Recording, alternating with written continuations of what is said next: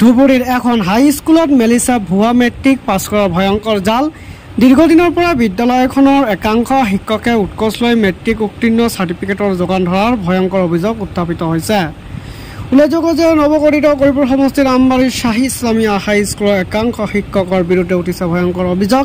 এই বিদ্যালয়খনলৈ মন কৰক, এই বিদ্যালয়খন হৈছে ধুবুৰী জিলাৰ নৱগঠিত গৌৰীপুৰ সমষ্টিৰ আমবাৰী শ্বাহী ইছলামিয়া হাই স্কুলখনৰ একাংশ শিক্ষক আৰু বৰ্তমানৰ প্ৰধান শিক্ষক শ্বাহাবুদ্দিন শেখৰ বিৰুদ্ধে উঠিছে গুৰুতৰ অভিযোগ। দীৰ্ঘদিনৰ পৰা বিদ্যালয়খনত মতা অংকৰ উৎকোচ লৈ মেট্ৰিক উত্তীৰ্ণৰ চাৰ্টিফিকেটৰ যোগান ধৰাৰ ভয়ংকৰ জাল মেলিছে বিদ্যালয় কৰ্তৃপক্ষই। এয়া আমাৰ অভিযোগ নহয়, এয়া স্থানীয় ৰাইজৰহে অভিযোগ। আমাৰ স্কুলখনৰ নাম আমবাৰী শ্বাহী ইছলামিয়া হাই স্কুল। এতিয়া কিন্তু আগত আছিল হাই মাদ্ৰাছা। এতিয়া যেহেতু পঢ়াবলৈ এটা আহিছে ইলেকশ্যনৰ সময়ত আৰু কেইবাগৰাকী মানে ছাত্ৰ মানে বয়সীয়াল ছাত্ৰ ইয়াৰ পৰা মেট্ৰিক পাছৰ চাৰ্টিফিকেট লোৱাৰ এটা অভিযোগ আছে।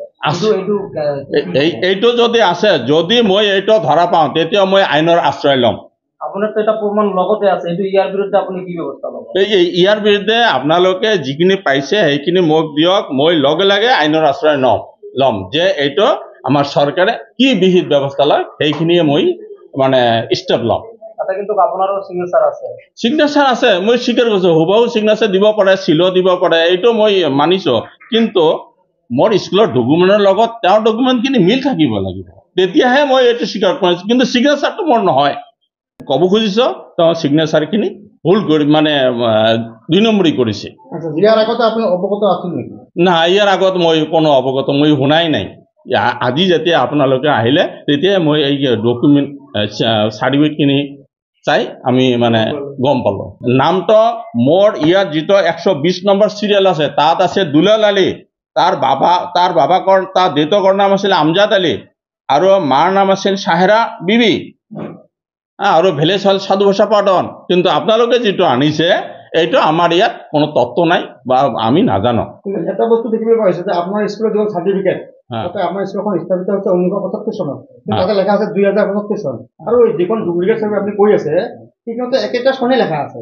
কি ক'ব এইটো আমাৰ ভুল হ'ব পাৰে। আমাৰ আগৰ ছাৰ যিনি কৰি গৈছে এইখিনি ভুল কৰিব পাৰে, মই এইটো মানি লৈছোঁ। যিটো আমাৰ ইয়াতো আমাৰ তাত আছে, এনেকুৱা তাত আছে।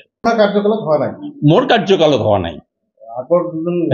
আগৰ যিদিন ছাৰ আছিল তাৰ কাৰ্যকালত এইখিনি কৰিছে। মই পিছত যেতিয়া আহিলোঁ এই চেয়াৰত বহিলোঁ তেতিয়া মই সংশোধন কৰি নিলোঁ। আপোনালোকে এইটো চাব পাৰে। মুক্তাৰ আলী যিটো চাৰ্টিফিকেট আৰু আপোনাৰ পুৰণি যিখন চাৰ্টিফিকেট সেইটো ডেট কোনটো একেটাই? ডেট একেটা হ'ব পাৰে, যিহেতু বহাব পাৰে। কেনেকে বহালে? যদি সেই মুক্তাৰ আলী যদি ডুপ্লিকেট কৰিছে কেনেকে বহালে? আপোনাৰ স্কুলৰ গোপনীয় তথ্য কোনে দিলে মুক্তাৰক? নাই, এইটোতো মই নাজানো। সিহঁতো মানে কিবা কিবি কৰি লৈছে। বহুত আমাৰ ষ্টুডেণ্ট আছে, সেই ষ্টুডেণ্টবিলাকৰ পৰা লৈছে হয়তো, এইটোতো মই নাজানো।